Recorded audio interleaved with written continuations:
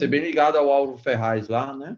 É, Ferraz somos. é um amigão nosso aí, que nós gostamos muito dele. Uhum. Especialista em nutrição clínica pelo HC, especialista em nutrição enteral e parenteral pela Braskem, membro da Braskem e mestre em saúde pública.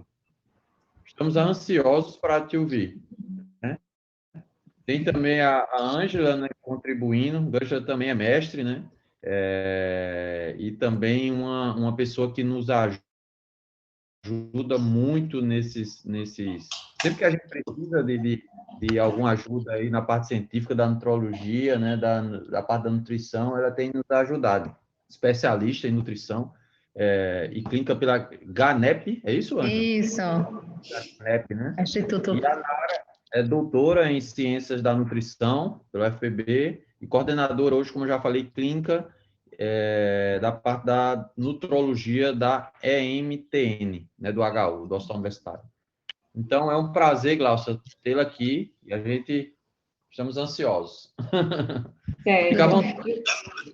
Doutor Marcelo, vou desligar a câmera só para, enquanto a aula da Glaucia, para a gente voltar depois, né, com a moderação das perguntas. Isso, Tá bom? perfeito. Certo. Obrigada.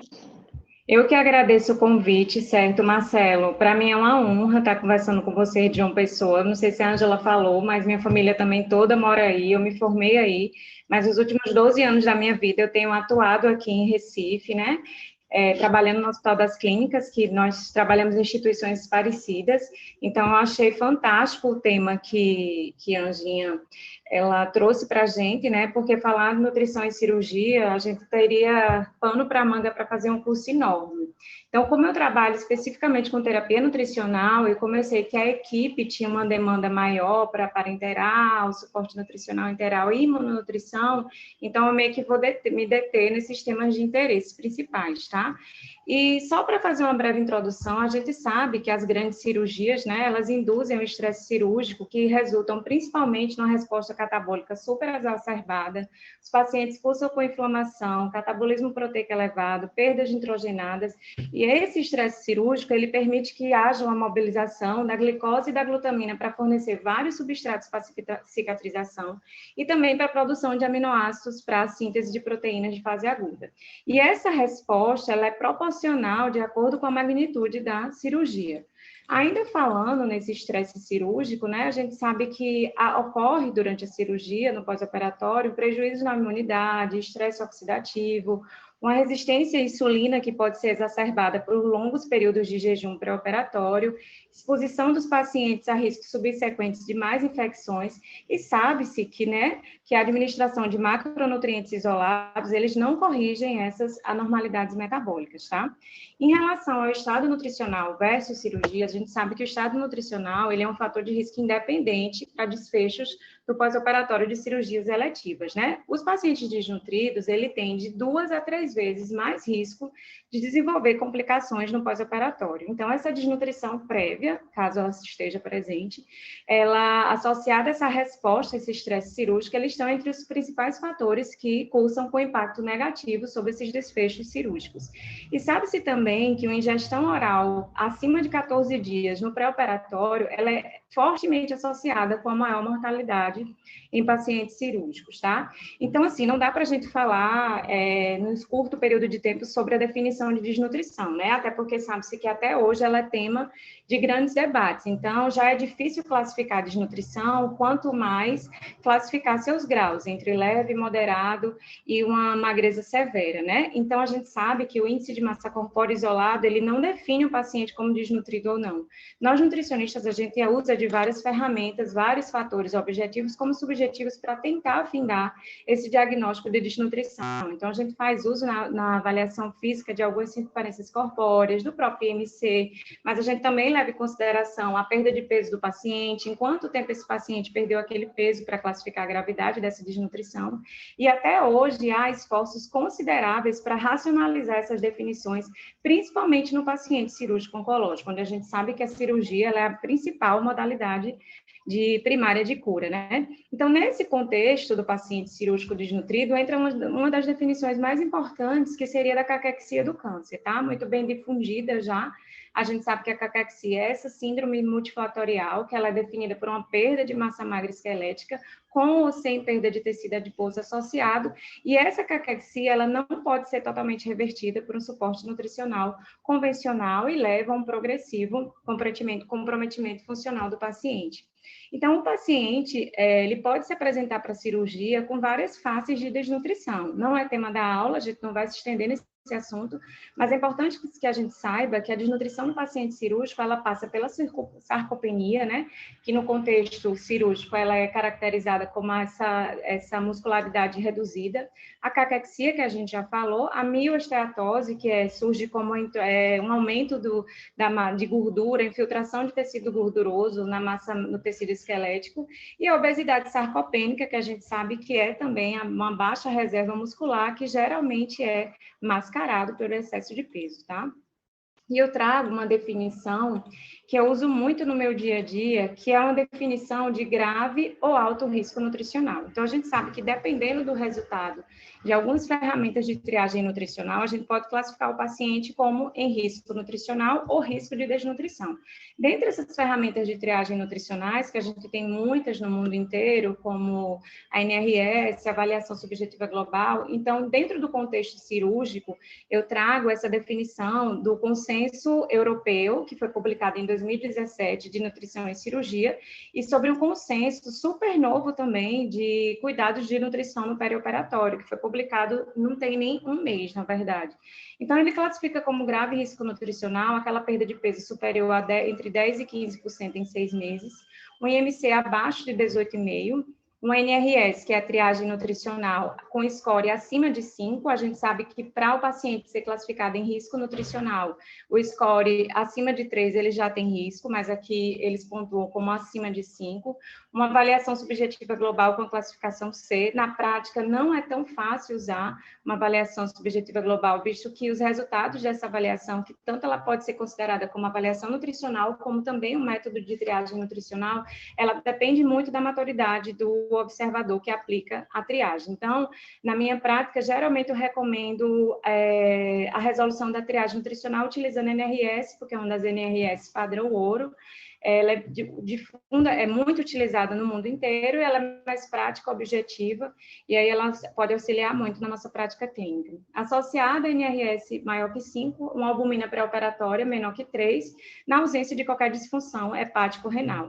Então, se qualquer um desses critérios estiverem presentes, a terapia nutricional ela deve ser implementada imediatamente. E aí, só para reforçar mais sobre esse diagnóstico de risco nutricional, o risco nutricional são índices associados à desnutrição, ao risco de desnutrição, que podem aumentar a morbimortalidade do indivíduo. Essa definição de risco nutricional, ela não é consenso. Existem também vários debates acerca sobre a definição de risco nutricional, tá? E aí eu trago aqui as principais indicações da terapia nutricional em pacientes cirúrgicos. E quando eu falo em terapia nutricional, eu falo sobre a suplementação oral, a nutrição enteral, a nutrição parenteral, e eu posso considerar aqui também até a fortificação de alimentos, tá? Então, se o paciente ele tem alto risco nutricional, ou seja, ele não necessariamente precisa ser desnutrido, tá? A suplementação nutricional oral, ela já é considerada obrigatória para esse paciente cirúrgico, tá? E mais uma vez eu reforço que essas indicações aqui são todas voltadas para o paciente cirúrgico. Existe a indicação formal do início da sondagem da nutrição enteral no paciente quando ele cursa com baixa ingestão alimentar, superior a 50% do prescrito, tá? Não é 50% do que ele geralmente come em casa, então ele precisa passar por um nutricionista, ter o aconselhamento dietético, receber 100% das necessidades nutricionais dele, se ainda assim, além de uma semana, ele ingerir menos de 50% desse valor energético diário, então ele já teria indicação de nutrição enteral. E a nutrição parenteral, ela só deve ser considerada nas situações em que essa meta não pode ser atingida pelo suporte enteral, também com ponto de corte abaixo de 50% da meta da fórmula enteral, por um período superior a uma semana. Dentro aqui da indicação da terapia nutricional, reforçando em relação às principais fórmulas nutricionais enterais para o paciente cirúrgico, então, na verdade, a gente usa muito fórmulas padrões, poliméricas, certo? Com os macronutrientes intactos, para uso na maioria dos pacientes, a gente tem uma excelente tolerabilidade. Quando o paciente começa a cursar com outras intercorrências, sintomas digestivos, é que a gente começa a modificar o teor dessas fórmulas nutricionais, tá? Enganchou aqui. E os cuidados nutricionais perioperatórios, eles objetivam, sobretudo, acelerar essa recuperação funcional do paciente, promover o retorno o quanto antes da função do TGI, certo? E a reintrodução precoce da dieta. Como eu sei que vocês tiveram uma reunião na semana passada para falar sobre o acerto, a gente não vai se deter, só estou colocando esse slide aqui para constar, né? A gente sabe que os programas multimodais, eles estão em alta para a recuperação do paciente no pós-operatório, e a nutrição perioperatória, ela entra aqui como um ponto de destaque para esses desfechos positivos.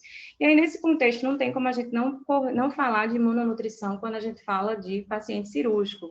Então, a imunonutrição, perdi a seta aqui, ela é a queridinha dos cirurgiões, claro, ela é descrita há mais de 25 anos, ela foi posta no mercado, né, para reduzir as complicações gerais do pós-operatório de pacientes cirúrgicos, e os melhores resultados da imunonutrição, eles estão associados ao uso de fórmulas que combinam o uso de arginina, nucleotídeos e ômega 3, e o sinergismo desses 3 nutrientes é o que traz esses efeitos benéficos para os pacientes, tá? Aqui eu trago uma definição, só para constar, dessas fórmulas imunomoduladoras que foram definidas em alguns consensos europeus, né, que são justamente as fórmulas adicionadas de arginina, nucleotídeos, vários antioxidantes, como selênio, zinco, cobre, vitamina A, C e E, e também adicionada do ômega 3. E o principal objetivo da imunonutrição nesse paciente cirúrgico é, sobretudo, melhorar essa resposta metabólica exacerbada que a gente sabe que existe frente a esse estresse, melhorar e acelerar a cicatrização, reduzir complicações infecciosas no pós-operatório, manutenção e fortalecimento da barreira intestinal como órgão de defesa, até porque a gente sabe que quanto mais tempo em jejum, maior quebra dessa barreira intestinal eu posso ter e o paciente infecta mais, um reduzido tempo de internação hospitalar, uma melhora geral na resposta imunológica, uma influência positiva nos marcadores bioquímicos, como pré-albumina, proteína ligadora de retinol transferrina, que são alguns dos fatores relacionados a um bom estado nutricional e, sobretudo, a redução de custos. Então, as fórmulas imunomoduladoras, já existem vários e vários trabalhos que são relacionadas realmente à redução de custo no âmbito geral do paciente cirúrgico, tá? E eu gosto muito de apresentar esse consenso norte-americano, foi um grupo de especialistas do mundo, né, do mundial, se encontraram para analisarem as principais perspectivas na imunonutrição. Esse encontro se deu em 2013 e o desfecho desse encontro foi a publicação desse artigo, né, no JPEN, no Jornal de Nutrição Parenteral e Enteral. E aqui eles concluíram que essas dietas imunomoduladoras, elas melhoram, sim, significativamente o desfecho em curto prazo, como taxas de infecções hospitalares e tempo de internamento, em pacientes oncológicos submetidos à cirurgia do TGI. Na minha prática, no meu dia a dia, as pessoas acabam muito me perguntando se essa evidência da imunonutrição também se aplica a pacientes não oncológicos. E aí eu sempre falo que a maioria das evidências que nós temos até então são para cirurgias oncológicas de grande porte. Entretanto, devido ao teor de arginina e de alguns outros nutrientes que tem nas fórmulas imunomoduladoras, a gente tem usado no pós-operatório de grandes cirurgias não oncológicas e a gente tem um respaldo antigo, que são alguns consensos europeus que eu vou mostrar rapidamente aqui, tá? E aí eu trago também para vocês um debate muito grande, que é em relação ao período ideal dessa terapia imunomoduladora, né? Então, antigamente, eu creio que todos vocês também já conhecem a imunonutrição, então, antigamente, há 5 anos atrás, a gente só usava a imunonutrição basicamente no período pré-operatório. Quase nunca os médicos assistentes ou nutricionistas se preocupavam em manter a imunonutrição no pós-op. Então, era meio que uma condição mandatória fazer no pré, mas ninguém acabava fazendo no pós, né? Então, na verdade, nós temos recomendações um pouco mais ultrapassadas, vamos dizer assim, que recomendam só a imunonutrição no pré. Então, começou, né, a se debater em relação ao período ideal, se só no pré-operatório, ou no perioperatório, antes e depois, ou somente no pós-operatório. Então, eu acho esse artigo fantástico, publicado pela Sociedade Americana de Nutrição Parenteral e Enteral, no JPEN também, e ele falou exatamente sobre o período ideal da farmaconutrição ou imunonutrição. Então, quando ele comparou a imunonutrição tradicional pré-operatória com uma fórmula padrão, quando se avaliou os desfechos de mortalidade, complicações infecciosas e não infecciosas, permanência hospitalar e tolerância intestinal, esses autores viram que não existia nenhuma vantagem notável quando se fazia imunonutrição somente no pré-operatório. Ou seja, em resumo, tanto fazia para o paciente usar uma fórmula nutricional oral padrão, como a imunomoduladora no pré-operatório, que os desfechos não seriam modificados, certo? E aí, esse trabalho, que foi publicado em 2014, ele divergiu da imunonutrição tradicional que se fazia, porque ele foi um trabalho muito mais criterioso, vamos dizer assim, né? Aplicou-se critérios de inclusão para esses ensaios clínicos randomizados mais rigorosos, justamente para reduzir a heterogeneidade dos resultados obtidos até então, tá? Então, como conclusão desse artigo, e essa conclusão, na verdade, é o que a gente tem praticado de 2014 para cá, é que o período ideal para a terapia imunomoduladora é fazer no pré e pós-operatório, ou se o paciente não conseguir fazer no pré-operatório, se ele fizer somente no pós-operatório, eu também vou encontrar muitos desfechos positivos, e isso levou realmente a reduções estatisticamente significativas das taxas de complicações infecciosas e também de permanência hospitalar. Então, quando eu falo só de pontos positivos para a imunonutrição no pós-operatório, e aí vocês cirurgiões sabem mais do que eu, que muitas vezes vocês não conseguem internar o paciente só para fazer a imunonutrição pré-operatória, a gente sabe que existem alguns centros no Brasil, como o INCA no Rio de Janeiro, que eles fornecem as fórmulas imunomoduladoras para os pacientes tomarem em casa de 5 a 7 dias antes de se internarem, né, para cirurgias eletivas, claro, para poder chegar já preparado metabolicamente para isso. Só que a gente sabe da dificuldade nos maiores centros. A minha instituição, o Hospital das Clínicas, né? Os nossos hospitais, o HU de vocês também, hospitais públicos do Nordeste, a gente não conseguiu implementar ainda essa ação, que é justamente entregar para os nossos pacientes, a nível ambulatorial, a fórmula imunomoduladora para eles fazerem uso em casa, né? E aí a gente acaba apelando, né, para sempre para o bom senso dos cirurgiões, e realmente na minha prática clínica eles de fato internam e a gente consegue fazer a imunonutrição no pré e no pós. Então, se falando nos benefícios só do pós, caso o paciente não consiga fazer no pré, então foi visto por aquele artigo da Aspen que a administração no pós-operatório melhora os parâmetros da síntese de colágeno, cicatrização da ferida operatória mais acelerada, modulação da resposta inflamatória, reversão da imunonutrição. E esses efeitos são relacionados diretamente à arginina, nucleotídeo e ômega 3 presente nessas fórmulas. Então, diante de toda essa discussão, a maioria das sociedades internacionais que trabalham com terapia nutricional, a Aspen, ESPEN, a ESPEN é a Sociedade de Nutrição Clínica e Metabolismo, que também trabalha muito com enteral e parenteral, a própria Braspen, nossa Sociedade Brasileira de Nutrição Parenteral e Enteral, vem se destacando aí também no cenário em relação ao suporte nutricional, o INCA, enfim. Então, as várias sociedades, os vários consensos mundiais, eles começaram a se reunir para propor diversos períodos de uso da imunonutrição. Então, eu trago aqui, rapidamente, o consenso de nutrição oncológica publicado pelo INCA, em que eles falam que se o paciente não é desnutrido, isso é um consenso de 2011, tá? Não é o mais atualizado. Eu vou mostrar um resuminho das principais sociedades para que a gente possa ter uma noção.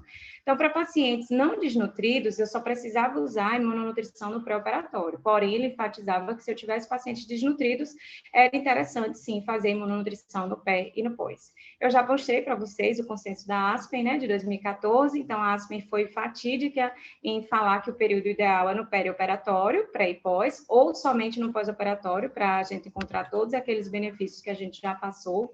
Aqui, eu trago o consenso europeu de 2006. Nesse consenso, ele dividiu. Na verdade, ele emitiu um consenso para cirurgias oncológicas e para cirurgias não oncológicas. Para as cirurgias de grande porte não oncológicas, a ESPEN recomendou o uso de uma fórmula nutricional padrão.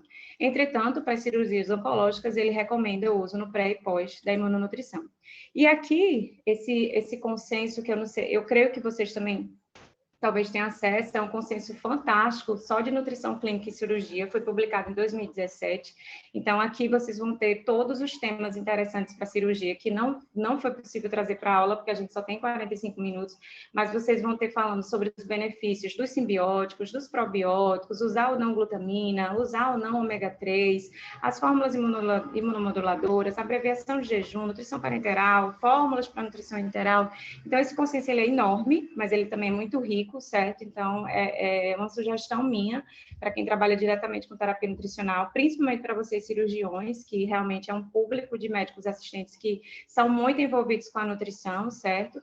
Então, esse consenso atualizado, né, de 2017, ele sugeriu também, né, o uso das fórmulas imunomoduladoras somente para pacientes desnutridos ou em risco nutricional. Então, na verdade, aqui eles não falam do benefícios para pacientes não desnutridos e que serão submetidos a cirurgias oncológicas de grande porte, e o período de uso, como vocês já sabem, no perioperatório ou só no pós. Não existe evidências claras para o uso da imunonutrição somente no pós-operatório. Então, esse é o que a gente tem de mais recente internacionalmente em relação à imunonutrição. O nosso DITEM de paciente crítico, né, que foi também publicado pelo Braspen Journal, a Sociedade Brasileira de Nutrição Parenteral e Enteral, ele também entrou em consonância com a publicação da ESPEN, né, então eles falaram também que pacientes em alto risco nutricional ou desnutridos se beneficiam da imunonutrição pré-operatória por um período mínimo de 5 dias e no pós-operatório por um período de até 7 dias, tá? Existem algumas restrições da imunonutrição que não é muito bem fundamentada na literatura, que é justamente usar em situações que os pacientes no pós-operatório imediato ou na UTI, eles cursam por sepsis, síndrome de resposta inflamatória sistêmica, baseado no quê?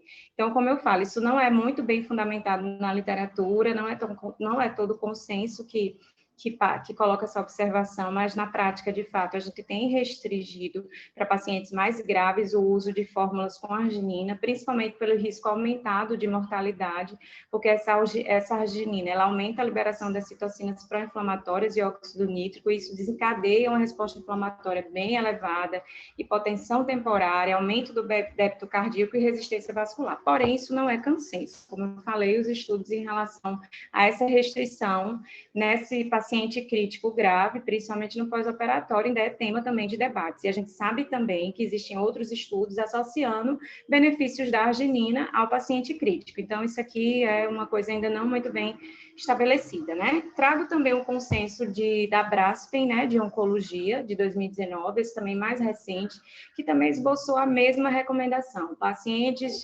cirúrgicos, oncológicos, cirurgias de grande porte precisam receber fórmulas hiperproteicas, ou seja, bastante rica em proteínas, com arginina, nucleotídeos e ômega 3, com um volume mínimo de 500 ml ao dia, por um período aí prévio de 5 a 7 dias. Recentemente, eu participei de uma reunião clínica, inclusive da cirurgia daqui de Recife, e eles apresentaram um trabalho novo de 2019, em que avaliou a eficácia da imunonutrição somente por 3 dias antes do pré-operatório. Então, é óbvio que eles não encontraram bons resultados, porque eles utilizaram a imunonutrição por um período muito curto. Então, realmente, utilizar a imunonutrição no pré-operatório por somente 3 dias, talvez você esteja gastando mais essa fórmula imunomoduladora, e no final, o custo-benefício para o paciente vai ser bem reduzido. E aqui, rapidamente, também, eu apresento para vocês essa meta-análise que foi recentemente publicada também. Ela foi incluída nela 22 ensaios clínicos randomizados, 2.159 participantes. E quando foi comparado o uso da imunonutrição com o grupo controle, então foi visualizado que houve uma redução de todas as infecções, as complicações infecciosas gerais, sem, contudo, alterar o desfecho, como a mortalidade em até 30 dias da cirurgia. E, mais uma vez, esse estudo concluiu que a imunonutrição reduz, sim, as infecções gerais no pós-operatório de cirurgias oncológicas, tá? Então, na minha instituição, a gente desenvolveu um protocolo só para imunonutrição. Em resumo, o meu protocolo sugere a imunonutrição para pacientes em risco nutricional ou desnutridos no pré e no pós. Para aqueles pacientes que não conseguiram se internar previamente para receber a imunonutrição no pré, eles só recebem no pós, com também grandes benefícios. Para Para pacientes que vão passar por grandes cirurgias não oncológicas, a gente faz uma fórmula padrão no pré e no pós-operatório, a gente usa a imunonutrição, e a gente tem também algumas evidências relacionadas a algumas cirurgias de coluna de grande porte, que também tem benefícios com a imunonutrição, que não seria tema da aula de hoje, mas a gente inclui também, tá? E a gente deixa a critério médico incluir algum paciente que não esteja desnutrido ou não em risco nutricional para ser inserido também na imunonutrição, visto que antigamente a gente tinha muitos trabalhos também com evidências positivas de pacientes não desnutridos receberem imunonutrição e com excelentes desfechos. Isso não é imperativo mais, hoje em dia, a gente já sabe, todos os consensos que eu apresentei, eles falam que uma premissa maior é estar em risco nutricional ou ser desnutrido para receber a imunonutrição. Então, fica só a ideia para que vocês estabeleçam os seus protocolos, né? As cirurgias elegíveis para esses pacientes que vão poder se beneficiar da imunonutrição, tá? Então, em resumo, basicamente, o que a gente tem de mais atual para cirurgia e imunonutrição é isso aqui que a gente está apresentando para vocês. E aí, em resumo, também, só para findar, a prescrição, o volume mínimo seria de 500 a 1.000 ml por dia, para aqueles pacientes que usam a nutrição enteral imunomoduladora, catar esses pacientes para usarem entre 5 e 7 dias no pré, e a gente lembra a vocês que pode sim receber mais do que 1.000 ml. As nossas fórmulas enterais imunomoduladoras, elas são fórmulas nutricionalmente completas, então não existe nenhum perigo de toxicidade. Por exemplo, eu tenho pacientes que alcançam o valor energético total com 1.800 ml de fórmula imunomoduladora, 2.000 ml dia, então eles recebem sem problema nenhum. E graças a Deus a indústria avançou, né? Que a gente hoje em dia pode contar com suplementos orais imunomoduladores, nutrição enteral normocalórica imunomoduladora, nutrição enteral, fórmulas enterais em sistema fechado, hipercalórica e hiperproteica para a gente usar na UTI, no pós-operatório imediato. Então, hoje a gente tem realmente uma grande quantidade de fórmulas no mercado que pode nos auxiliar nessa imunonutrição. Fica a critério da comissão, eu creio que vocês usam imunonutrição também aí no HU, e aí fica a critério de vocês estabelecer esses protocolos, mais uma vez, tá? Então, a gente vai encerrar a imunonutrição e a gente vai meio que entrar no mundo da nutrição parenteral em cirurgia. Eu não sei se vocês vão deixar as perguntas para depois ou eu continuo a aula. Eu acho que eu continuo a aula, né? Então, vamos lá. Falar de nutrição parenteral e cirurgia também é um tema que me encanta muito, né? Eu trouxe esses consensos só para trazer algumas definições para que a gente alinhasse, né, essas definições para a aula. Então, a gente sabe que a nutrição parenteral é aquela terapia fornecida pela administração endovenosa, né, de macronutrientes e de micronutrientes. A nutrição parenteral, ela pode ser administrada por um acesso central, como também pode ser administrada por um acesso periférico. E eu gosto muito de trazer essa definição de nutrição parenteral parcial ou complementar ou suplementar, que nada mais é que a nutrição parenteral por qualquer via de administração e cujo objetivo seja complementar a cota por via oral ou interal, tá? Então, a gente usa muito de nutrição parenteral complementar na nossa instituição para pacientes cirúrgicos, porque a maioria das vezes o pós-operatório, quando eles iniciam a nutrição enteral com aquela vazão reduzida, muitas vezes a gente passa de 5 a 7 dias para conseguir atingir a meta calórico-proteica, e a gente sabe que o pós-operatório é um dos períodos que o paciente mais necessita desses nutrientes, de vitaminas, de oligoelementos. Então, a gente não perde tempo. A gente inicia a nutrição enteral com a vazão reduzida, sinalizada pelo cirurgião, tá? Então, por mais que o nutricionista possa esboçar, possa fazer essa prescrição dietética, no pós-operatório imediato, o cirurgião, ele dita a vazão, o volume, né, para a gente não prejudicar essas anastomoses, enfim. E aí a gente usa muito da nutrição parenteral complementar quando a gente vê que essa evolução vai se arrastar muito, quando o paciente começa a intercorrer, quando o paciente tem um ilho paralítico, então a gente, de fato, não perde tempo e inicia a nutrição parenteral complementar ou suplementar, tá? Que a gente vai falar um pouquinho mais dela lá na frente. E aí eu trago para vocês também a definição de bolsas de 3 câmaras, que são aquelas bolsas de pronto uso ou bolsas industrializadas de nutrição parenteral. Essas bolsas, ela contém os 3 macronutrientes isolados em compartimentos separados e eles só são misturados, eles só são reconstituídos no momento da administração. Essas bolsas industrializadas, elas não possuem na sua composição nem vitaminas, nem oligoelementos. As vitaminas a gente pode rapidamente esclarecer, porque a gente sabe que as vitaminas são os micronutrientes, são os componentes mais instáveis da parenteral. A gente sabe que, mesmo com toda aquela cautela da capa fotoprotetora, do equipo fotoprotetor também, a gente sabe que ainda pode existir uma perda em torno de 40%, e algumas vitaminas se perdem até 100% durante a administração dentro da bolsa de parenteral. Então, é óbvio que as bolsas industrializadas, elas não contêm as vitaminas, e caso a instituição opte por usá-las, vocês precisam fazer a parte, o médico assistente, o cirurgião ou o nutrólogo, né, a administração dessas vitaminas e oligoelementos, tá? Então, só para mostrar para vocês, na minha instituição a gente usa tanto bolsas de pronto uso de parenteral, como bolsas manipuladas. A gente tem uma terceirizada para manipulação, a gente sabe como é oneroso manter na própria instituição uma capela só para manipulação de nutrição parenteral, e na verdade são poucos os pacientes, muitas vezes, que fazem uso, né? Então, a gente terceiriza uma manipuladora de nutrição parenteral, mas também tem as bolsas de pronto uso. Então, só existem, sim, não tenho nenhum conflito de interesse com as marcas, nem com a imunomodulação, que eu até esqueci de falar no início da aula. Então, só existem três marcas de bolsas de pronto uso de nutrição parenteral, que são a Baxter, Bebral e Fresenius. Se vocês observarem, cada bolsa dessa tem um compartimento, certo? Esse compartimento aqui é vertical, que é lipídio, glicose e aminoácidos. Aqui também tem 3 bolsões separados e por aí vai. Cada uma tem uma maneira específica de ser reconstituída, que inclusive a gente faz muito esse treinamento com a enfermagem, junto com a minha enfermeira da MTN, que é a reconstituição para a administração segura da nutrição parenteral. Nós temos também bolsas industrializadas só com glicose e aminoácidos. Então, a gente sabe que existem algumas situações que o paciente não pode receber gordura.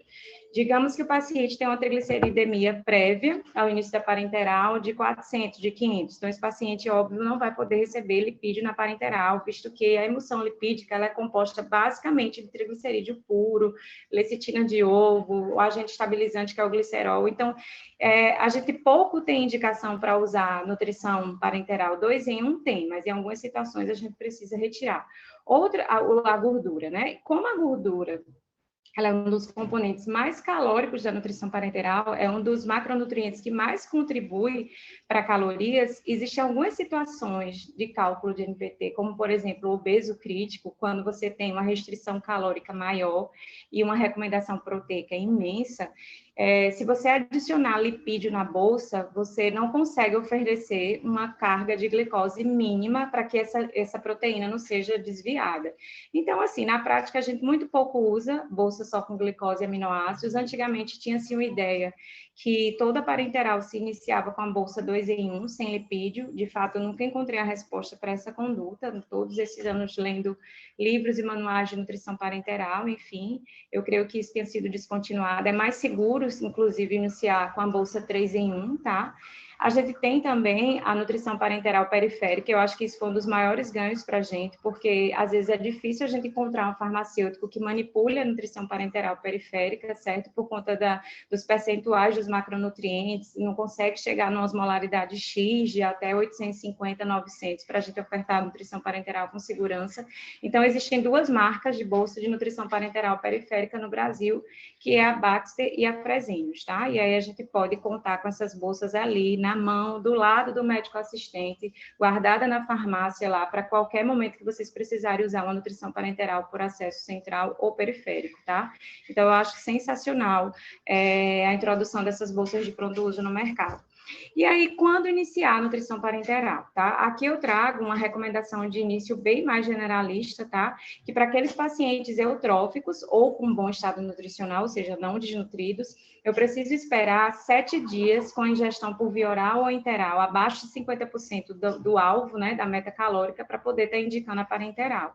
Então, a gente espera, na verdade, 1 semana com essa ingestão alimentar por via oral ou por via interal baixa, para poder estar indicando. E para aqueles pacientes em risco nutricional ou desnutridos, a gente indica parenteral dentro de 3 a 5 dias, principalmente naqueles que já espera-se que a via oral ou interal vai ser falha, que foi justamente o que eu falei para vocês, que a nossa equipe de cirurgia daqui do HC, eles fazem muito uso da nutrição parenteral complementar, tá? Quando iniciar a nutrição parenteral periférica? Então, eu acho a nutrição parenteral periférica fantástica, porque ela é menos invasiva, né? A enfermagem pega um acessozinho periférico, instala a bolsa, e aí o paciente tem diretamente um complemento ali, a via oral ou interal. A gente sabe que aqueles pacientes muito debilitados, comprometidos, eles não vão ter esses acessos periféricos fáceis, então muitas vezes a gente deixa de fazer por conta desse comprometimento. Por isso que é importante a interação da equipe multidisciplinar, nutricionista, médico assistente, enfermeiro, farmacêutico, para que a gente consiga realmente melhorar o status desse paciente antes da cirurgia. E a nutrição parenteral periférica, ela pode ser usada por 10 a 14 dias como terapia parenteral complementar, ou quando a via oral ou interal estão subótimas, ou seja, estão abaixo da meta, e em casos que não se justifica a confecção de um acesso venoso central. Por esse acesso periférico, essas soluções parenterais, a gente consegue ofertar até 1.500 calorias. Mais do que isso, a gente geralmente não consegue. Só que às vezes a gente está de frente, a gente está diante de um paciente tão desnutrido, às vezes 30 quilos, 20, 33 quilos, que muitas vezes as 1.500 calorias é 100% do valor energético total diário. Então, em algumas situações, quando eu tenho um paciente muito debilitado, que confeccionar um acesso central naquele momento possa oferecer algum tipo de risco, e quando eu estou de frente para esse paciente pequenininho, caquético, enfim, a gente já chegou a iniciar com nutrição parenteral periférica, como os vasos precisam ser rodados a cada 72 horas, né?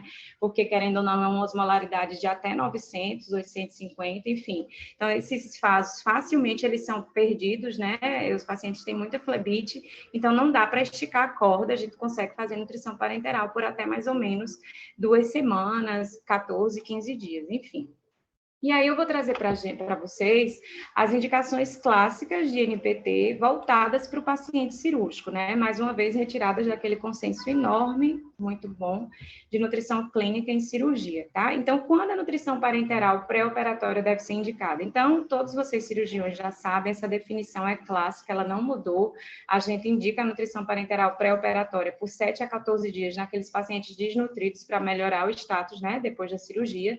Só que muitas vezes, eu até converso com meus cirurgiões, muitas vezes esses pacientes são tão desnutridos, eles têm risco de síndrome de realimentação, né, que é aquela depleção do fósforo, potássio, magnésio, responsiva a uma introdução de uma carga de glicose muito alta ou uma terapia nutricional muito agressiva. Então, muitas vezes eu passo até uma semana monitorando o paciente, exame, sem conseguir progredir a meta calórico-proteica, porque o paciente está entrando em risco de síndrome de realimentação. Então, muitas vezes, a 7 dias de nutrição parenteral pré-operatória não muda, não dá uma performance melhor. Então, pelo menos 14 dias de nutrição pré-operatória, porque a primeira semana praticamente vai ser para a estabilização do paciente, né? E aí a gente depende totalmente de vocês médicos, né? Porque são vocês que fazem a correção, a suplementação, endovenoso. O prescritor de NPT é médico, né? O nutricionista auxilia, a gente tem uma portaria 272 de 1998, que ela não foi atualizada, e lá ela esboça claramente o papel de cada membro da equipe multidisciplinar. Então, nas atribuições do nutricionista frente à parenteral estão a avaliação, né, qualitativa e quantitativa dos requerimentos nutricionais, avaliação do estado nutricional e acompanhamento do paciente desde o início da terapia até a alta. Então, essa avaliação qualitativa e quantitativa que o nutricionista faz frente à parenteral é justamente auxiliar o médico assistente nesses cálculos, na escolha do melhor macronutriente para o seu paciente. A gente sabe hoje que o lipídio da parenteral ele tem um poder muito importante para alguns tipos de pacientes, o cirúrgico, o crítico, enfim. Então, na verdade, ele participa desses bastidores da parenteral, mas a prescrição é do médico assistente, tá? Em relação à indicação da parenteral no perioperatório, né, ou seja, tanto no pré como no pós, né, é justamente aquela ingestão energética por via oral ou interal, né, abaixo de 50%, mais uma vez por um período superior a uma semana, e nesses casos eu posso iniciar, recomenda-se uma associação da nutrição interal com a nutrição parenteral. E a nutrição parenteral, ela deve ser iniciada logo que possível em casos de obstrução intestinal, porque aí, de fato, muitas vezes essa obstrução não vai se resolver a curto prazo, e o paciente precisa receber nutrição por alguma via, né? E aí a gente também sinaliza para os médicos que a NPT por acesso central, ela só deve ser iniciada, tanto isolada como combinada, quando se tiver uma previsão de uso por pelo menos 7 dias. Confeccionar um acesso central para fazer nutrição parenteral, deixar o paciente de 3 a 5 dias com essa nutrição, realmente não tem nenhum custo-efetividade bom para o paciente. E essa terapia nutricional parenteral não vai surtir nenhum impacto nutricional do paciente. E aqui o consenso, ele traz essa passagem que eu acho fantástica, que é indicar a nutrição parenteral periférica naqueles casos que você precisa usar a nutrição por um período curto, entre 4 a 7 dias, mesmo com oferta hipocalórica. Ou seja, naquele período que o cirurgião não está conseguindo encaixar o paciente para passar uma sonda por endoscopia, que tem uma fila enorme, é um período que o paciente está resolvendo qual vai ser a proposta do paciente. Então, ele está sinalizando para a gente que não deixe seu paciente em jejum. Se ele não consegue se alimentar por via oral, se a sonda nasointeral não estão conseguindo passar as cegas pela enfermagem, se eu preciso de endoscopia, se eu não tenho um endoscopista no final de semana, enfim, pega um acessozinho periférico para o seu paciente, faz a nutrição parenteral periférica, mesmo com oferta hipocalórica. O que significa isso? Se eu tenho um paciente de 70 quilos, se ele precisar receber 30 calorias por quilo de peso, ele vai ter um VET aí de 2.000 e tantas calorias, e o máximo que eu consigo ofertar pelo acesso periférico é 1.500, ou seja, isso seria uma oferta hipocalórica, mas que é interessante para o paciente. Aqui é só a recomendação do nosso artigo, né, que derivou do nosso acerto, que vocês já devem estar bem por dentro, porque vocês tiveram a reunião passada em relação a isso. Então, na verdade, o acerto, ele sugere a nutrição parenteral pós-operatória após 5 dias de não progressão da meta pelo trato digestivo, via oral ou interal, acima de 60% das necessidades. Por isso que é super importante, mais uma vez, as discussões multidisciplinares em equipe. É importante o nutricionista, o nutrólogo, beira-leito para estar avaliando essas aceitações, essas tolerâncias. É importante que se faça as correções devidas para que se possa fazer uma nutrição parenteral segura, e aí você vai estar proporcionando para o seu paciente 1.001 oportunidades de melhoras nesse pós-operatório. Em relação às contraindicações da nutrição parenteral, são contraindicações mais gerais, né? Não são voltadas só para o paciente cirúrgico. Então, a gente sabe que pacientes com glicemia superiores a 300 seria uma contraindicação relativa, ou seja, fica a critério da equipe manter ou não. Então, nesses casos, a gente sabe que se o paciente já está com a glicemia de 300, essa glicemia não foi corrigida, e eu estou ofertando uma carga de glicose a 50%, esse paciente com certeza vai ter muitos problemas pela frente. Situações em que o potássio está inferior a 3, o fósforo inferior a 2, é importante que o médico ou nutrólogo faça a correção, faça a suplementação, para que esses potássios subam, esse fósforo suba até um valor mais seguro e evitar sintomas relacionados à síndrome de realimentação, que a síndrome de realimentação, ela rende uma outra aula, ela é letal, ela pode levar o paciente realmente à morte, e é importante que as unidades desenvolvam protocolos para realimentar esses pacientes desnutridos, principalmente os cirúrgicos oncológicos, que é, na verdade, a maior parte dos pacientes que se beneficiam. Então, o cloro maior que 115 ou menor que 85, acidose e alcalose metabólica. Então, chama atenção que isso é uma contraindicação relativa, não absoluta. As contraindicações absolutas são instabilidade hemodinâmica. Então, a gente sabe que o estado macrohemodinâmico estável do indivíduo, ele é preditor dele receber terapia nutricional ou não. E se eu tenho um lactato sérico superior a 3 relacionado à instabilidade hemodinâmica, na verdade, eu não posso receber nem nutrição enteral e nem nutrição parenteral. Então, se eu introduzir nesse momento esse tipo de terapia, vai com certeza impactar no desfecho negativo para o nosso paciente. Situações como na fase aguda do trauma, edema agudo de pulmão, pacientes anúricos sem dialisar, hipóxia, acidose grave. Então, sempre aqui tem muita cautela, porque eles são considerados como contraindicação absoluta da nutrição parenteral. Rapidamente eu vou falar sobre os sistemas em nutrição parenteral, que na verdade a gente já conversou rapidamente, que são os sistemas 2 em 1 e 3 em 1. Então, quando eu tenho o sistema 2 em 1, só glicose, aminoácidos e micronutrientes, sem gordura, eu vou ter que dividir as calorias totais por glicose e aminoácidos. Teoricamente, meu paciente vai receber muito mais glicose e, teoricamente, esse paciente vai ter muitas complicações e deficiências de ácidos graxos essenciais, cicatrização prejudicada, imunidade comprometida, pele ressecada, queda de cabelo. Então, sempre iniciar e manter a nutrição com os 3 macronutrientes, né? Glicose, lipídio e aminoácido, né? Que seria o mais interessante, mas a gente já sabe, como eu falei previamente, tem algumas situações que a gente realmente precisa abortar o lipídio. Sistema 3 em 1 é essa parenteral leitosinha, eu tenho lipídio, glicose, aminoácidos, mais os micronutrientes, é uma nutrição parenteral mais segura, oferece menor risco de complicações, melhor balanço nitrogenado, menor interferência na função hepática, visto que se eu dou muita glicose, essa glicose vai ser depositada no fígado como forma de triglicerídeos, esse paciente pode cursar com esteatose hepática, e eu previno também a deficiência de ácidos graxos essenciais, que só podem ser ofertados na parenteral com gordura. A gente não vai falar sobre cálculo de parenteral, mas eu trouxe aqui só esses percentuais dos macronutrientes, que são os percentuais mais utilizados no cálculo, que é a glicose 50%, o lipídio entre 10% e 20%, e o aminoácido entre 10% e 15%.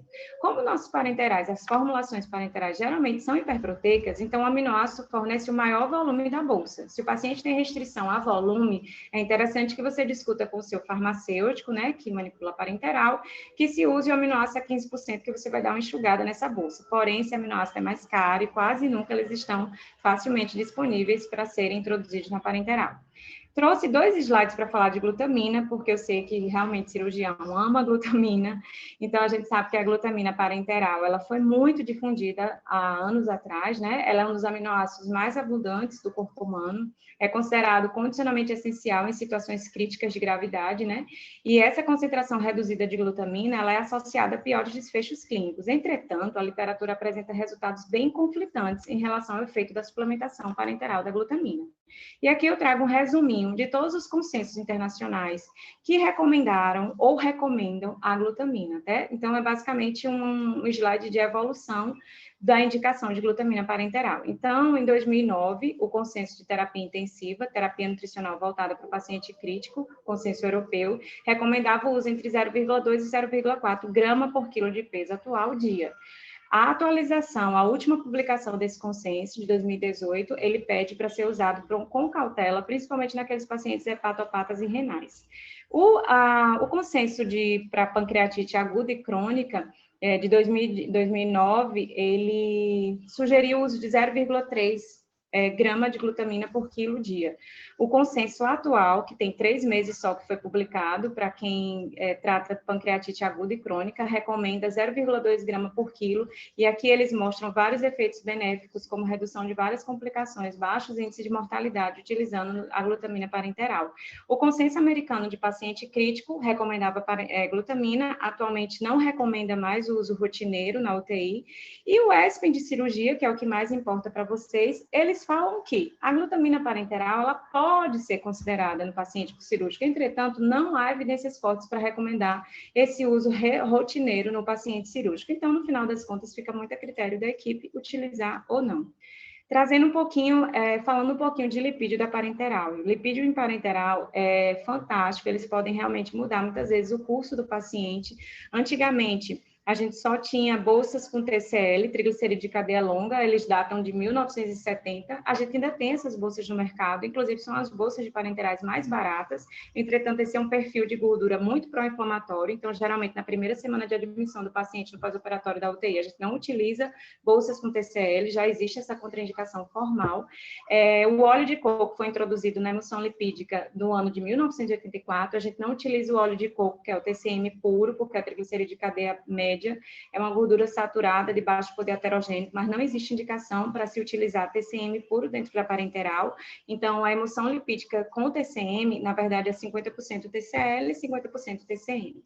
A emulsão lipídica com óleo de oliva data de 1998 e a recomendação percentual de uso é 20% de TCL e 80% de oliva, é uma composição imunologicamente mais neutra. Vocês estão visualizando que sempre o TCL tem que estar presente na emulsão lipídica, só que com quantitativo mais reduzido. 100% só deve ser aplicado da primeira geração para pacientes mais estáveis e por curto período de tempo, e o ideal é utilizar as emulsões lipídicas a partir da segunda geração. E a quarta geração, que é meio que patenteado por uma das marcas brasileiras, que é o que a gente chama de Smooth Lipid, ele contém 4 tipos de gordura, que foi a introdução do óleo do peixe. Também não dá para falar na aula de hoje, a gente tem trabalhos fantásticos utilizando óleo de peixe para paciente cirúrgico e para paciente crítico também. Entretanto, a gente usa essa emulsão combinada com os 4 tipos de gordura. Fatidicamente, ela é mais cara, claro, a gente não consegue usar assim tão fácil no nosso dia a dia, porque, de fato, ela possui os 4 tipos de gordura. Quanto mais gordura, melhor para os nossos pacientes, tá? E quanto menos TCL, melhor, porque é um tipo de gordura muito pró-inflamatório. Quando a gente fala em micronutrientes da parenteral, a gente fala em eletrólitos, vitaminas e oligoelementos. Quando a gente fala em micronutrientes por via oral, geralmente a gente só fala vitaminas e minerais, né? Na parenteral, a gente desmembra eles em 3.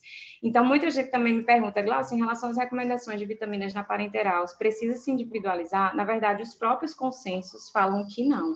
Uma dose diária padrão de vitaminas e oligoelementos é recomendada, visto que os requisitos individualizados dificilmente podem ser determinados. Então, para quem tem interesse em estudar micronutrientes, vitaminas e oligoelementos, existe esse consenso fantástico da Aspen também, de 2012. Inclusive, eles estão atualizando esse consenso. Eu creio que até o final desse ano eles publiquem uma nova atualização sobre esses multivitamínicos na parenteral. Então, os próprios consensos referem que a gente precisa utilizar na nutrição parenteral combos de polivitamínicos, porque existe uma grande variabilidade individual e esses requerimentos realmente individualizados não podem ser determinados.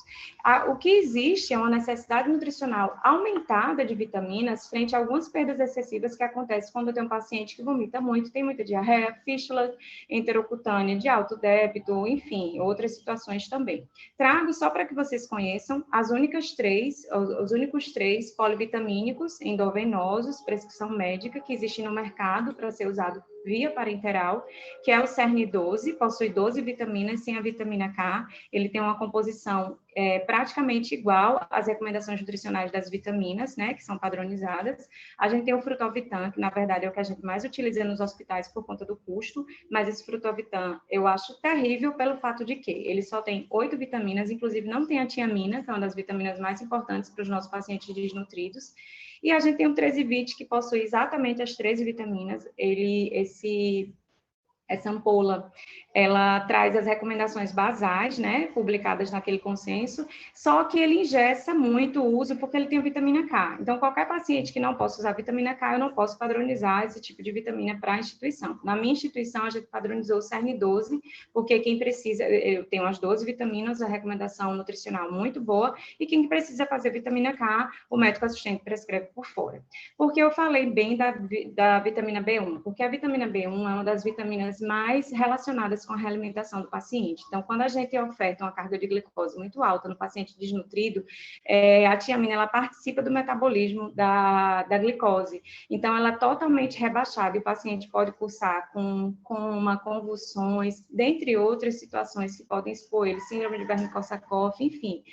Então, na verdade, o ideal é para pacientes desnutridos ou em risco de desnutrição, que eles têm já essa deficiência marginal de B1, repor 100 miligramas, e essas 100 miligramas podem ser mantidas por 5 a 7 dias, ou a critério médico durante a terapia parenteral, tá? Então, a vitamina B1 também rende outra aula, ela é super interessante em relação também ao paciente cirúrgico, que vocês pegam muito pacientes desnutridos.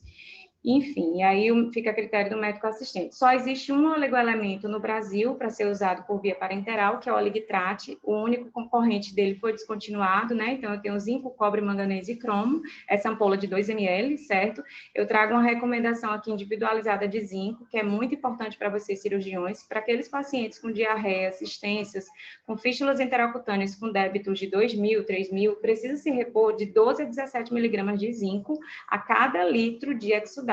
E a recomendação basal de zinco é entre 3 e 5 miligramas. 5 miligramas é a quantidade que tem no Oligtrate. Então, realmente é necessário que se faça uma suplementação para aqueles pacientes que estão perdendo muito volume por essa via. Vou mostrar para vocês o último slide da aula de hoje, que é um slide que eu acho fantástico, vai auxiliar muito vocês, médicos, nutrólogos, cirurgiões, frente aos pacientes de parenteral, que foi um guia prático lançado pela Aspen, que ele tem, porque assim, nós nutricionistas, a gente tem recomendação nutricional para vários tipos de doença, HIV positivo, fase assintomática, fase sintomática, cirúrgico no pré-operatório, oncológico no pré-operatório, oncológico no tratamento clínico. Então, na verdade, o nutricionista trabalha com números e tabelas, né? A gente não decora, a gente consulta. Mas, porque essas recomendações, elas devem e são individualizadas. Mas se você tem um paciente que você precisa iniciar parenteral, tá? Enfim, no hospital, então a Aspen colocou meio que um resuminho de recomendações nutricionais padrão para qualquer paciente que precise de parenteral. Então, ele fala de pacientes estáveis, pacientes críticos, pacientes com o abdômen aberto, e fala da recomendação proteica, fala da recomendação calórica, fala de quantas gramas de glicose por quilo de peso atual. Isso é importantíssimo. Às vezes a gente calcula uma parenteral e quando você vai ver, o paciente está recebendo 7, 8 gramas de glicose por quilo de peso atual, e isso com certeza vai ser relacionado a várias complicações que o paciente vai ter dentro da formulação parenteral. Fala da recomendação padrão ouro para gordura, para qualquer indivíduo, que é 1 grama por quilo de peso atual. Então, se eu tenho 50 quilos, minha recomendação de lipídio dentro da parenteral ideal, padrão ouro, associada a poucos eventos adversos, seria 50 gramas de lipídio. Fala das recomendações de vitaminas, dos eletrólitos, né? Cálcio, magnésio, fósforo e sódio. Esses sim podem ser individualizados para serem feitas reposições dentro da bolsa de parenteral. Os eletrólitos, não existem os eletrólitos dentro de recomendação padrão, só reforçando a recomendação padrão que eu falei para vocês, são as vitaminas. E a recomendação dos elementos traços, tá? Então, a gente finalizou basicamente a nossa aulinha de hoje. A gente sempre reforça o trabalho em equipe, ela é essencial, as discussões multidisciplinares, a revisão farmacêutica, da enfermeira, enfim, e levanta a minha bandeira da Comissão de Terapia Nutricional, né, que é a MTN, que eu sei que vocês têm aí, que eu tive também o grande prazer de participar do primeiro simpósio da MTN de vocês. Então, por hoje, seria esse o recado que a gente quer deixar para a equipe de cirurgia. Parabéns, Glaucia, pela brilhante aula. Vamos esperar as outras entrar, Nara, Ângela. Certo. Oi, estão me ouvindo? Estou meio rouca, mas eu tenho várias perguntas. Na verdade, sua aula foi excelente, Glaucia. Acho que você abordou muita coisa, né, até em pouco tempo. Então, vamos lá, certo? Correu, mas deu certo. É o seguinte, eu queria saber a sua opinião. A gente tem vamos dizer assim, várias diretrizes, né, para dar o diagnóstico de desnutrição, assim como também para risco nutricional, certo? A gente utiliza muito o risco nutricional da ESP, né, que é desse último guideline, inclusive, de 2017, certo? Apesar da gente ter outros. Minha pergunta no diagnóstico de desnutrição pela ESP, ela envolve não só o IMC abaixo de 18,5, que deixa muito a desejar, porque existe a magreza constitucional, né? Então, a gente tem que ter esse cuidado. Mas, então, ela coloca também aquele paciente que tem um IMC para adulto menor que 20, ou para o idoso menor que 22, ou índice de massa livre de gordura, que eu acho que o pessoal da cirurgia deixa eu explicar o que é isso. Né? Você avalia por composição corporal a massa livre de gordura e divide pela altura ao quadrado.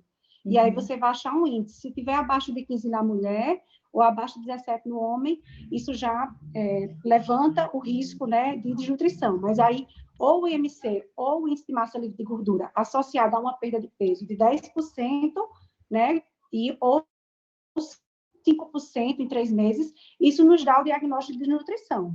Então, minha pergunta é, por que, né, o que é que você acha de...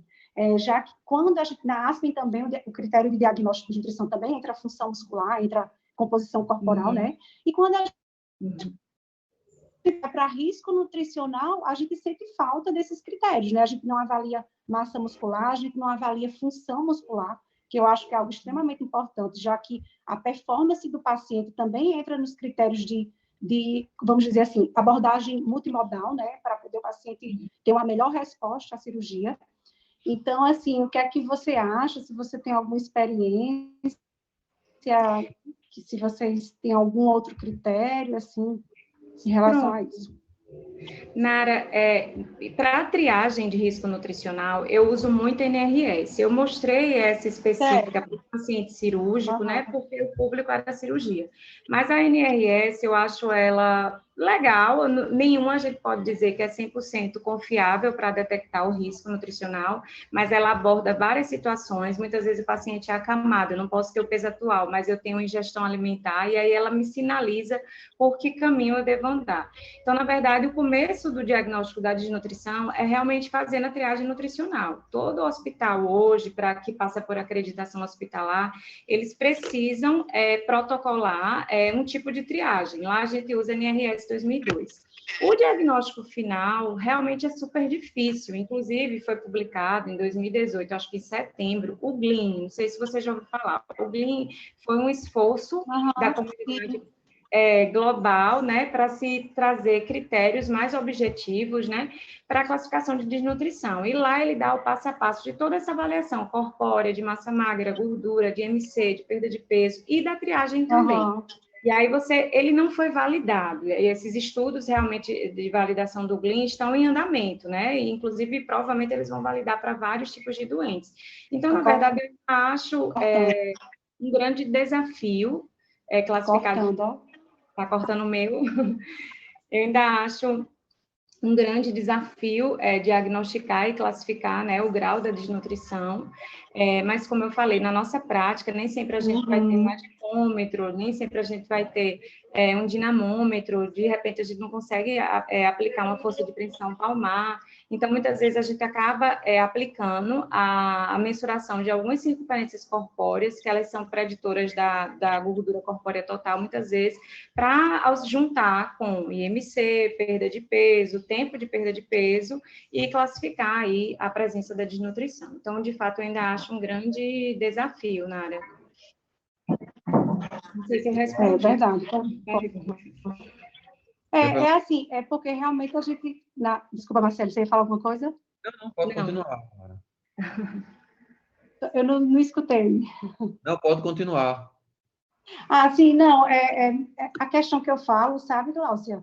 Assim, realmente, que hoje praticamente a gente usa NRS em todos os setores, né, do hospital, não só enfermaria, mas eu digo assim, eu sinto falta até do ponto de vista ambulatorial, porque, por exemplo, esses pacientes que vão para a cirurgia eletiva, falando de imunomodulação, certo? Muitas vezes eles vão passar pelo ambulatório, né? Então, assim, acaba que a gente usa muito o NRS, inclusive a indicação da ESPEN, para o risco nutricional severo, que eu estou falando, certo?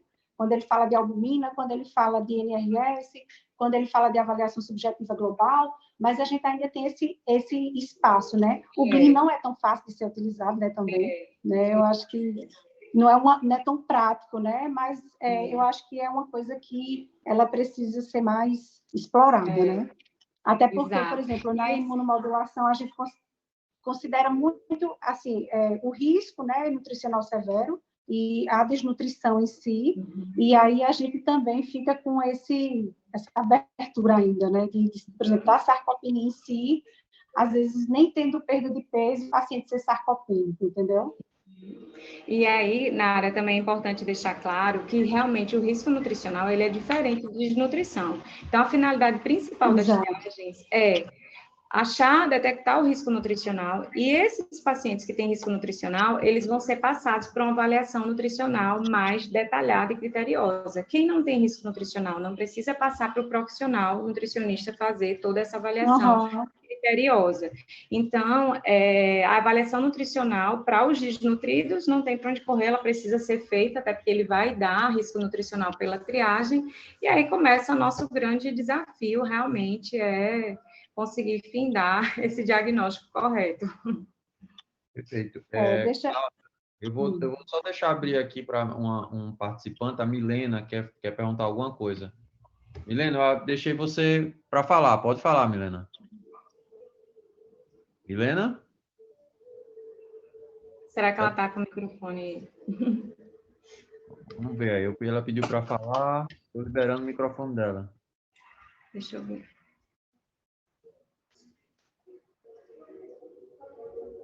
Alguém perguntou aqui, é porque eu estou vendo o bate-papo agora. Tem pergunta no chat. O período de 5 a 7 dias é no pré-operatório. No pós-operatório, geralmente é entre 7 e 8 dias.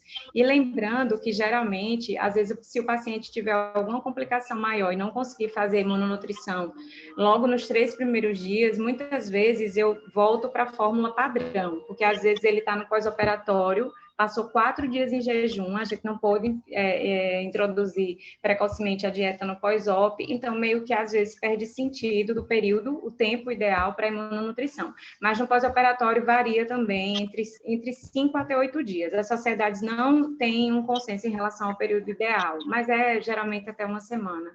No pré... Gláucia, eu ia aproveitar esse seu gancho para perguntar exatamente o seguinte: nesse pós-op, certo? Quando a gente pega esses casos de complicações cirúrgicas, por exemplo, vocês iniciam com dieta imunomoduladora e de alta absorção no pós-operatório? Veja, na minha instituição, a gente tem a única fórmula imunomoduladora hipercalórica é uma semi-elementar. Então, a gente acaba utilizando a semi-elementar porque ela é a que tem mais caloria. Então, a gente tem uma fórmula imunomoduladora mais isotônica, 1.0, e uma hipercalórica, que é uma 1.5. Então, como a gente não pode perder tempo no pós-operatório, e geralmente o cirurgião limita a vazão, o volume que ele pode receber, então o ideal é iniciar com a 1.5, que é semi-elementar. Se essa 1.5 imunomoduladora ela fosse polimérica, também me auxiliaria da mesma forma. Então, eu estou aguardando aí lançamentos futuros, de repente, de uma 1.5 polimérica, mas eu uso muito a 1.5 semi-elementar no pós-operatório na UTI, exatamente porque é a mais concentrada. Ou seja, se eu vou ofertar 20 ml hora nas primeiras 24 horas, eu já consigo ofertar um quantitativo não ideal, mas um quantitativo maior de caloria e proteína. E é hábito os cirurgiões já saem com esses pacientes já com a sonda naso? Aqui no HC, sim, eles saem, já saem com a prescrição toda bonitinha, reintrodução precoce, imunonutrição, eles são muito adeptos da imunonutrição. E eu creio que seja realidade daí também. Isso, só que a gente também tenta sempre nutrir o mais precoce possível.